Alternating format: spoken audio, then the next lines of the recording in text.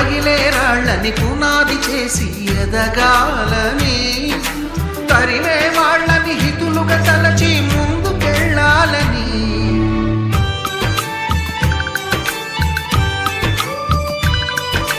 కన్నుల నీటిని కలల సాగుకై వాడుకోవాలని, కాచే నిప్పుని ప్రమిదగా మలచి కాంతి పంచాలని, గుండెతో ధైర్యం చెప్పెను, చూపుతో మార్గం చెప్పెను, అడుగుతో గమ్యం చెప్పెను. నేనున్నానని నీకేం కాదని, నిన్నటి రాతని మార్చేస్తానని.